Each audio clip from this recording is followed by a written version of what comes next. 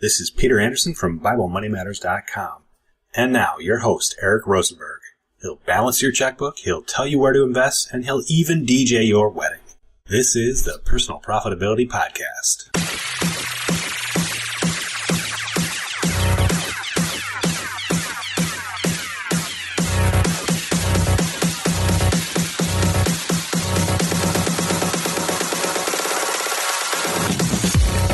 You're listening to the Personal Profitability Podcast, where you'll learn how to earn income, live better, and put your money to work for you. Here's your guide on your path to personal profitability, Eric Rosenberg. Ladies and gentlemen, boys and girls, children of all ages, welcome back to the Personal Profitability Podcast for episode number 16. Today I am so excited to bring a guest that's a very special person in my life and my wife's life. My wife knows him as Poppy. I know him as Jack Nadel, a superhero entrepreneur. And something kind of a fun tidbit about Jack is he has, I believe, more entrepreneurial and business experience than every guest we've had on this show so far combined. He's been doing this for quite a few decades. So everyone, please give a warm welcome to Jack Nadel, who's here on the line with us. Say hello. Well, good morning. So we have a few questions. I know your entrepreneurial career started quite a long while ago. So let's start back at the beginning. Can you share with everyone how you started out as an entrepreneur? Well, there never really was a question. We have to go back to World War II. I flew 27 combat missions in the B-29. And the war had ended, and we had decided, I had decided the day I left the service, I was a navigator and radar bombardier with the rank of captain, and I went right into business for myself. And I don't even think the word entrepreneur was coined then. So it's just I went into business. I felt that the horizon was bright. We had just come off this terrible war, but much of the world had been destroyed by bombing and shelling, and I had my own hand in it since I flew all those missions, and they were pretty heavy duty. Ran about 16, 17 hours, 15 to get there and 15 to get back. And the rest of the time spent over Japan fighting off the fighters and trying to avoid the anti-aircraft fire. We had a lot of casualties, but I emerged all in one piece and without a scratch and ready to go make my way in the world. So what year was it when you started your first business when you returned? The year was 1946. Is that 63 years ago or something? Just a couple, like a couple weeks. So I figure I've been a working entrepreneur for 70 years. I've started, founded, operated more than a dozen companies in different parts of the world. And I made a very handsome living from it. And started without any education whatsoever. I had a high school diploma, and there was some very, very, very attractive offers from the U.S. government on the GI Bill of Rights, where they helped you find a job, or a school and paid your tuition. So you couldn't do much better than that. You had your choice of anything, and I said, I don't want to waste, and I use the word waste loosely, at that time, because I don't need a 4-year education to make a deal. So that's what I did. The day after I was discharged, we started a company that we called Trans-Pacific Traders. We were in the import-export business, and we were ready to do business with anybody that wanted merchandise anywhere in the world. What types of products were you involved with importing and exporting? Was it a specific industry, or was it a more wide in general? Well, it was pretty wide. Not having a clue, we went to the Los Angeles Chamber of Commerce, where they had a very active foreign trade department. And in it were a lot of inquiries from all over the world. So everything from consumer merchandise to basic chemicals. We had a lot of inquiries for industrial chemicals, and particularly things like caustic soda and soda ash. But the first one we responded to was an inquiry from China for navy blue woolen material. Now, during the war, they didn't make any navy blue material. We're making army uniforms and khaki and those olive drab. So I figured it out. I didn't figure it was a stroke of genius. Why don't I buy the army goods, which is plentiful, and I can get at a good price, dye it navy, and sell it to the Chinese? That was the business plan. That's what I did, and that's what worked. So from there, I know your largest business that I know of was your namesake, Jack Nadel International.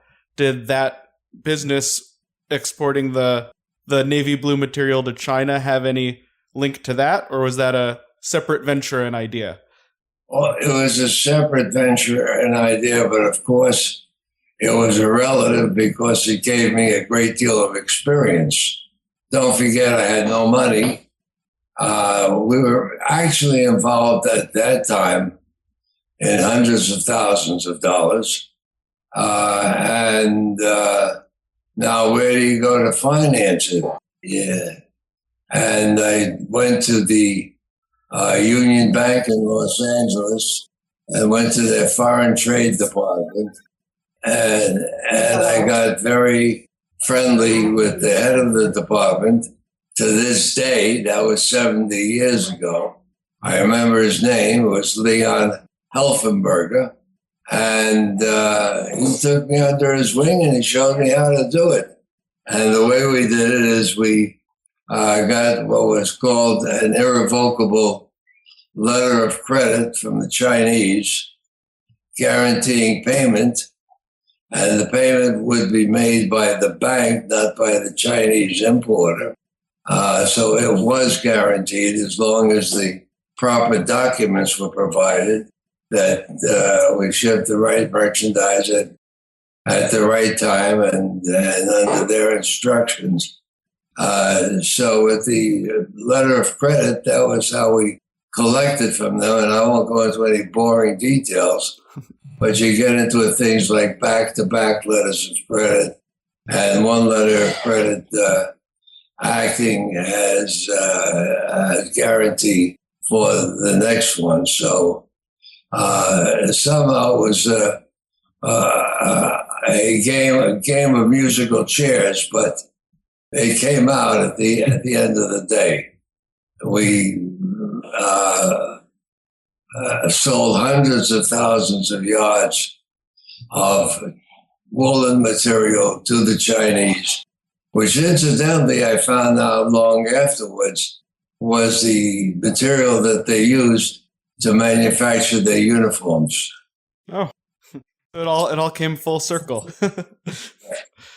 So you're some more questions about Jack Nadel International. So for those who are not familiar, this company creates all sorts of name branded, a lot of things like giveaways you might see at a conference or a trade show, all those little squeezy balls and pens with company logos on it.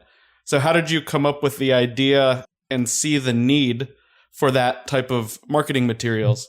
Well, you just said one of the operative words, the need. One of my mottos is to find the need and fill it. You're not big enough or strong enough to create the need. You're not going to build a new industry. And I think at this point that this should separate, people often ask me, are entrepreneurs made or can they be trained? And the answer is yes. It goes both ways. But the ones that don't need the training, or what I call the geniuses, the Stephen Jobs and the Bill Gates, who changed an entire industry and an entire world. So that was there. There was an industry, and it was called specialty advertising, and the largest company in it had a slogan, was remembrance advertising. In other words, you give a gift to your client or your customer or your prospect, and hopefully he's going to remember your name and your phone number when it comes to call you for place an order. Of course, there's a lot more that goes in between. But I looked at that, and after being at it for a couple of years, I realized that I wasn't selling merchandise. I wasn't selling T-shirts or coffee mugs or anything like that with the customer's imprint on it. I was really selling ideas. It was the promotion. It was the thought behind it. It was how it went. So I coined a slogan called Ideas That Mean Business. And that seemed to resonate very well. So what I did was I didn't walk in with a bunch of samples or anything. I wanted to find out more about the business and what the problems were and what we could do to make them to solve the problems, to increase the business, and to do all the good things that you want to do when you're building a brand new business. So the transition went from more industrial chemicals on to consumer merchandise. So there were a lot of highlights along that career, and I did a lot of historical stuff. You could say, well, what started the T-shirt craze? Well, someone decided that there was a picture called out, out there by Steven Spielberg called Jaws. And they were the first big user, believe it or not, of T-shirts that were used to provide for the customers and to show the advertising on the shirt. And we've gone from that to very sophisticated operations. So it was a question. I sum it up really quickly by saying, forget the words entrepreneur, business, etc. I would say I was an opportunist, but for 70 years I've been an opportunist, and I've made a profit every year. That's a great track record to have over all those years. When you first started Jack Nadel International, it was a clear link, as you were saying, to your prior businesses. But did you go out and find that first customer, or did they find you? Or did you just have an aha moment one day sitting around thinking, this is the next business for me? No, there was no aha moments. They went out and found the customers, and we called on them physically. And don't forget, this was long before the computer or email. And in fact, to get my first samples to China took over 3 weeks. So the business didn't move with the rapidity that it does today. But we overcame those obstacles, and we found that the ideas that we had worked, and it resulted, if you want to increase your business, get more traffic, get more brand recognition, which is very important, that this is an ideal media, that we weren't just competing with other pens or wallets or anything. We were competing for the entire advertising dollar. So as the company grew over time, I know you made lots of savvy decisions along the way. One story that you've shared with me in the past was about when you were getting near selling your company and you had multiple assets there. You had both the building and the company itself. Now, Jack Nadel International is headquartered was in Los Angeles, where Jack was living at the time. How did you decide, or would you mind sharing that story with us of how you were held on to the building for a little while after you sold the company, or as you were selling the company? Be delighted, because for me that confirms, hey, when I was a kid, I was pretty smart. It worked very well. We kept gaining a good reputation in the field, and we had a number of major clients, and the way we got them was the hard way. We walked in and out of offices, introduced ourselves, told them what we do, and made some suggestions.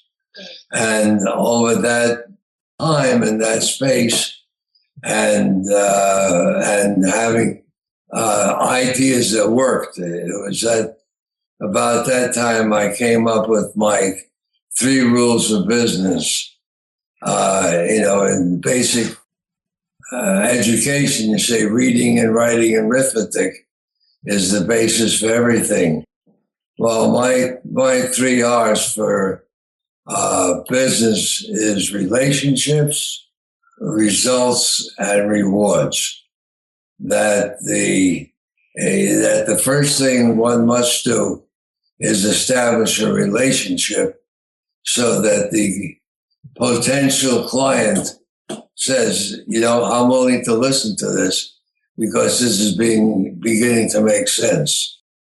So we made the transition, and we've done many good things. And when I say I'm an opportunist, one thing led to the other. It was natural progression.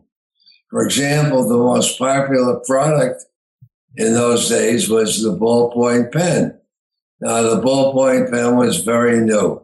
I didn't know whether at the beginning you knew in the history of the ballpoint pen, you could not use your pen to sign checks, because there was very simply, you could roll your thumb over the way you sign the check and transfer it to another piece of paper, to another document. So banks were not accepting checks that were signed with ballpoint pens. However, the first ones to overcome that problem was Papermate, and that's when it became the huge item that it was. So we got into it first as a distributor, then as a manufacturer, then as an exporter, and then we even started to license names, which is an entire other business. But once more, opportunity knocked. And yet, when opportunity knocks, open the window or the door or wherever it is. How far along into the business were you when you decided it was time to sell Jack Nadel International and start working on other projects? And how did you know for you that it was the right time? Well, I didn't know, as many things have happened. I had no intention of selling the company. I didn't think of it. Actually, I decided to build a family company where folks could grow into it. And we started with a tiny office in Los Angeles my wife and I, and it was so tiny that if a third person walked into the office, one of us had to walk out. Today, we're very fortunate. I am now I'm now 91 years old, and I've long since retired from day-to-day business, which I did at 70, and the business got to be so well known, and we got to be known for our creativity that someone came along and said, we'd like to buy the company. And therein started a whole other process of negotiations. I always had the idea that I was in business to make money. That was the end of the line. That was what you were doing. And at that time, then, there was very popular. People were selling their companies and taking a capital gain and making a great deal of money in the process. So I said yes. I wasn't looking for a buyer. I wasn't trying to sell the company. But if you have an interest, I'll be delighted to explore it with you, which is what we did. Now, also prior to that, I realized that we needed good headquarters, good office space, good warehouse space, because we did a lot of things. And so I decided to be my own landlord and bought a building to house Jack Nadel International. And it served quite well. And therein lies a story that goes with one of my other sayings, which is never negotiate out of fear and never fear to negotiate. Yes, they want to buy a company. I'll see whether it's worthwhile. Over a period of months, we did negotiate a deal, and we did make a deal for a company that was on the New York Stock Exchange to have what was then known, still is, I guess, as a tax-free exchange of stock. In other words, we assessed the value to the stock for Jack Nadel International, and they had a listed stock, and we exchanged a like amount. And it seemed like an unbelievable amount of money at the time. So the temptation was great. When we were negotiating, they also wanted to buy the building. Well, I had established a separate real estate company because it was the simplest way to handle it, and I had to separate it from my regular business. So they wanted to buy the company, the quarters as well. And I said, no, I'd rather keep that.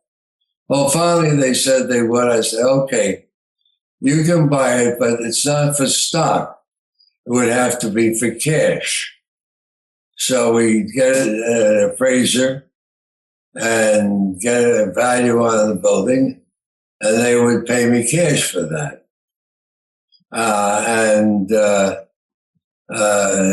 That's the deal that was made. Now, why never negotiate out of fear, and never be afraid to walk away from negotiations. 6 months later, when I came to sign the deal, they had it written up entirely differently. The company was for stock, but the building they wanted to also pay stock for. And I said, no, that has to be cash. Now, interesting in real estate, especially if you had a good location, it just keeps increasing in value. So at the end of the day, I would not sell them the physical facility for stock, and they were unwilling to pay cash. So we made a deal that I kept the property and charged them rent just as I would anybody else. Fade 60 years later. As a matter of fact, I held that property until last year. Oh, just recently. That's last year, just a year ago, maybe 2 years ago. And the valuation of the property was many, many, many times what I originally paid for it and what they were willing to pay for it. So I collected rent for 60 years and then wound up with the cash anyway. So that's definitely a long-term entrepreneurial adventure there. 60 years of holding a building, making rent. It's a great cash flow, and obviously shows you had a savvy with real estate at the time as well. So after you sold Jack Nadel International, I know once people have the entrepreneur bug, it is something very hard to shake out. You have it forever. I joke that my wife is doomed to be married to an entrepreneur forever. What next projects did you work on? I'm delighted to welcome you into the fraternity. Thank you. Yeah. No, it's the being an entrepreneur. I loved it. I loved every moment of it. I say I didn't work a day in my life. I was having a ball, even in the midst of these crazy negotiations for the building. I was enjoying it. I realized I enjoyed it. I like to negotiate. I like to sell. I like to buy. I like to trade. I liked everything I was doing. So can you share more about what you are doing, what you did next after you sold the business? I know you've done quite a bit in the last 20 years. Well, we expanded geographically. Another slogan of mine is to think global, but start local. So by thinking global, and incidentally, this entire story is in my book, The Evolution of an Entrepreneur, which the first half of the book is more of a business biography, but it goes into more details and we give the reader a very good clue as to how to make these deals successfully. Because I won't say I never had a failure. There are some things that didn't work, but I never had a year where I wound up losing money. Now that's something most companies can't claim, that long track record of a positive history like that. So it's a very admirable feat you were able to pull off. I tell you, it's really fun. There are so many things. You see, what was existent before no longer exists. The country is different. The safety nets are gone. You can't count on the union or the company to give you cradle to grave security. So you must take care of yourself.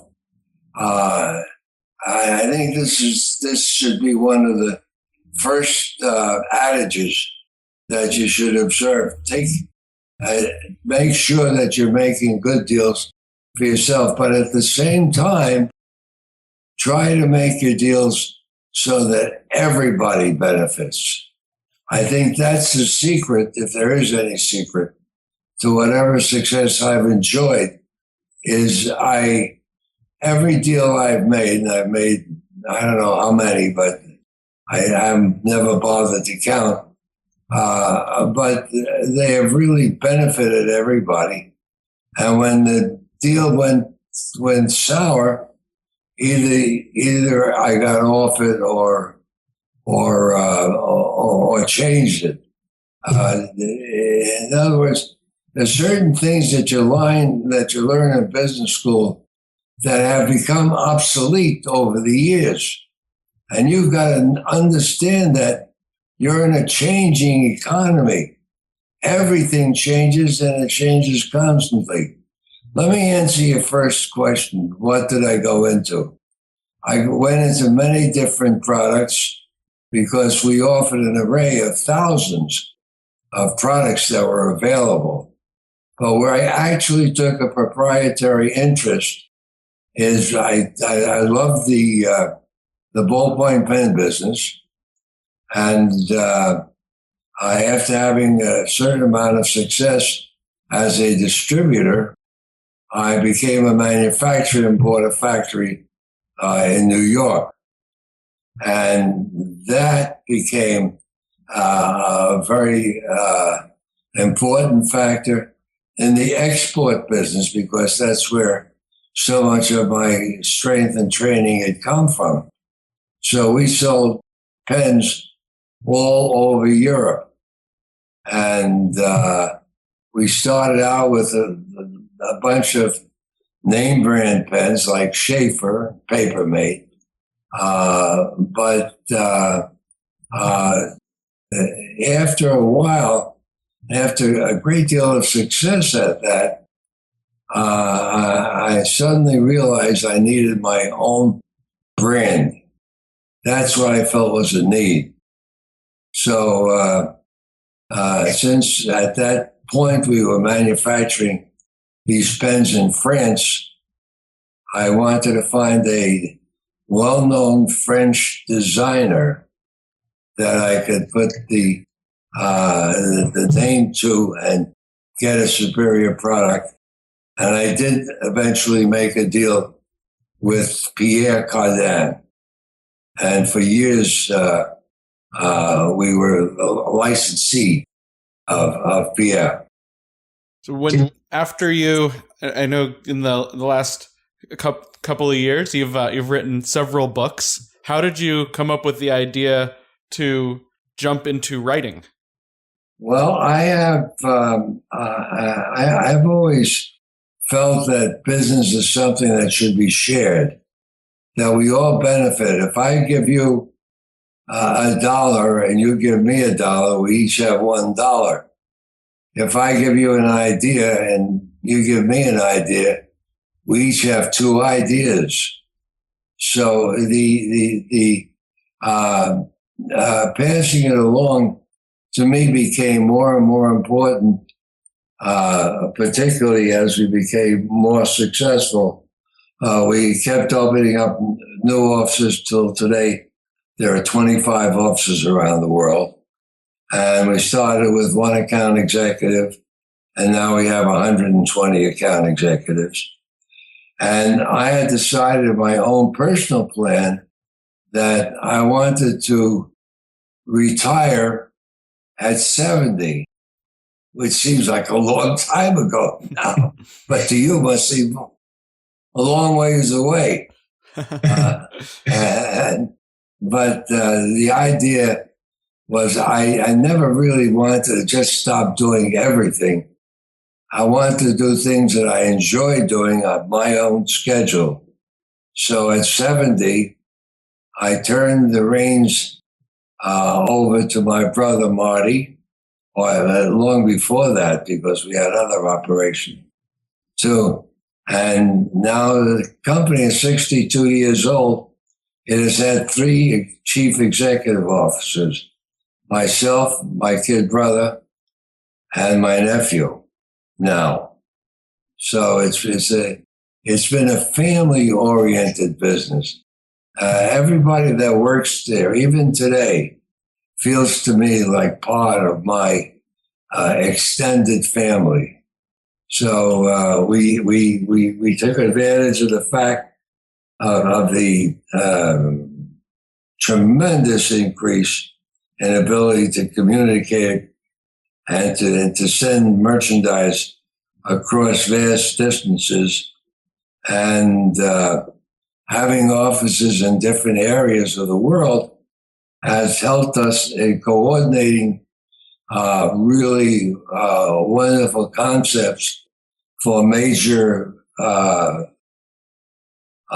clients, such as Apple and Facebook and of course a lot of the older companies as well. So it's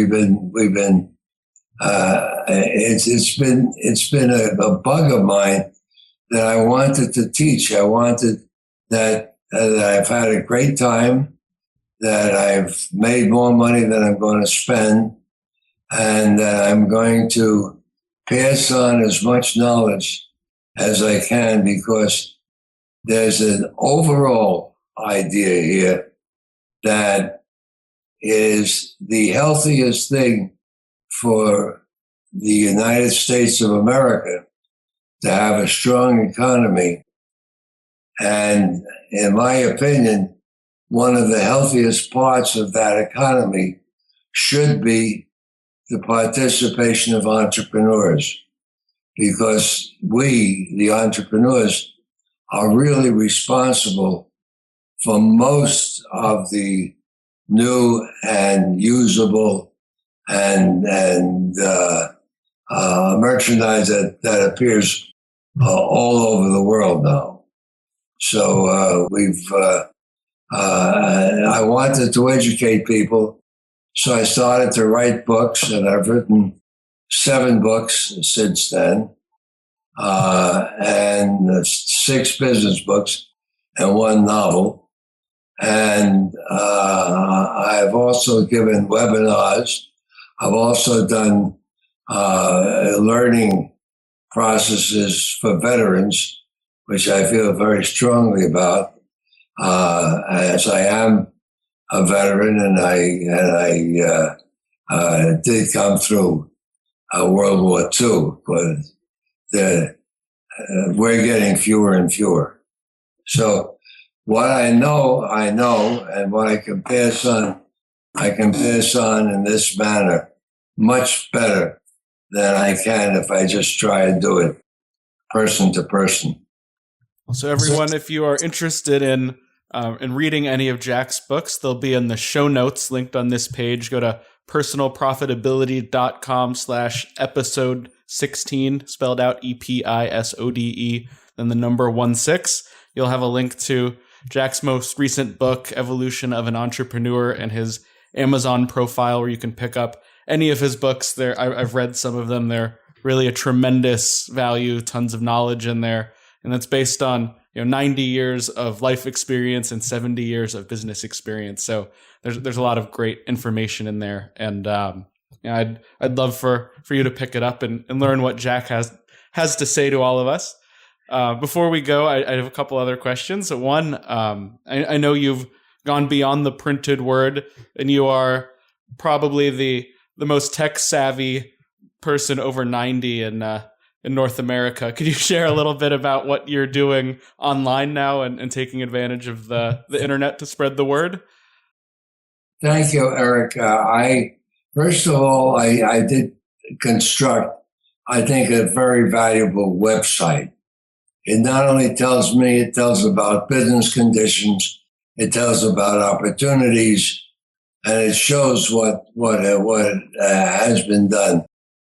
Our website is jacknadel.com. And in it, I've got very complete stories and interviews like this one. And as a matter of fact, the most recent one was last week with Forbes magazine. So very fortunate. My ideas have caught on. They've been profitable. I have a whole group of young people who I have been mentoring and successfully as a result of what I've been doing. There was an organization that has picked up on it called Thrive 15. And I love their idea because it's also mine that today's education has to be snappier, more attractive, more fun, and faster. In other words, more at our convenience. People are getting used to being educated online and on demand. So I may not have time at 3 o'clock this afternoon, but I know I'll have time at 3 o'clock this morning. If I happen to be up and I want to look at any of the material. And their idea is that there's a series of mentors, and they have a website that I think is very attractive. And it's Thrive 15. All the information, incidentally, is put on 15-minute videos so that it's the easiest form of communication, and I think the most penetrating intellectually that we have. So we're using that.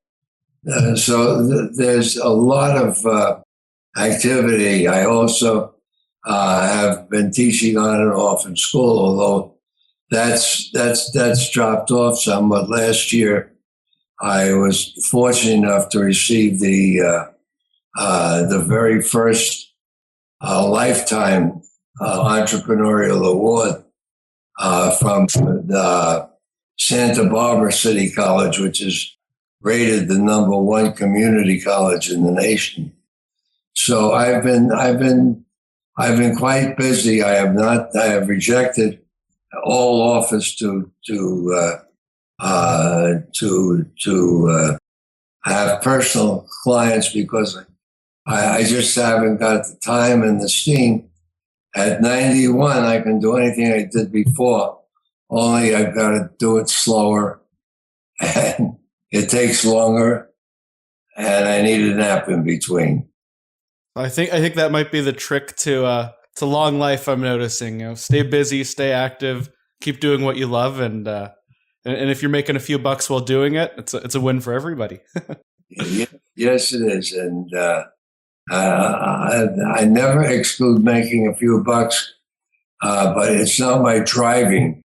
As you grow, you get different driving points, things that push you, things that make you do what you do, that you have to do. It isn't like I have a choice. I really thoroughly enjoyed it. I could look back, and I have so many friends around the world and so much experience, and I've enjoyed so many good times. I got to tell you just one story before we close it out. It's a quickie. and that's I used to work very hard, and I had no idea what hours were about because I just enjoyed doing it. And that was it. And a very good friend who said to me, "Why are you working so hard? God, I can't make a date with you on a weekend anymore. You're always busy."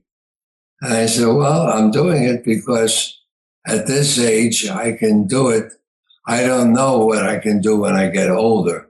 I know I won't have the earning power I have now, although I'm not doing badly.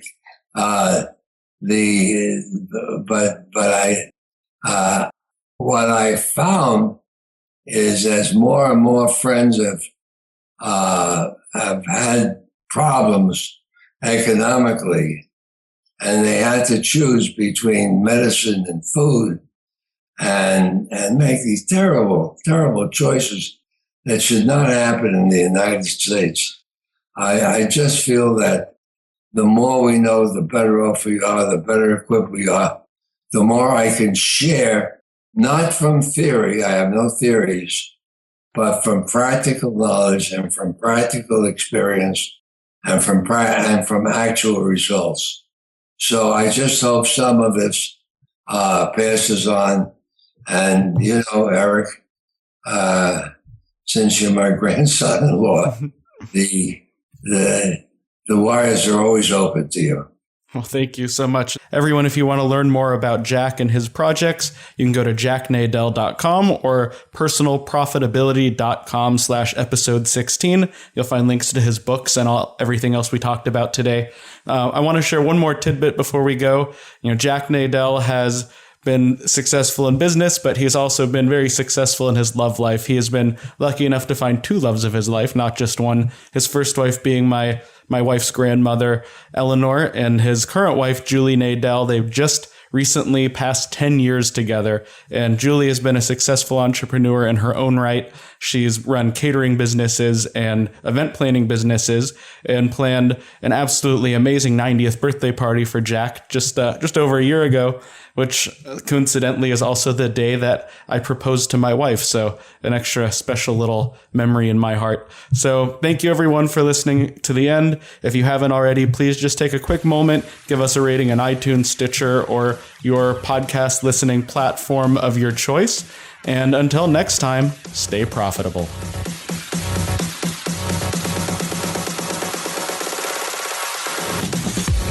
Thanks for listening to the Personal Profitability Podcast. If you enjoyed this episode, please leave a rating on iTunes or share it with a friend.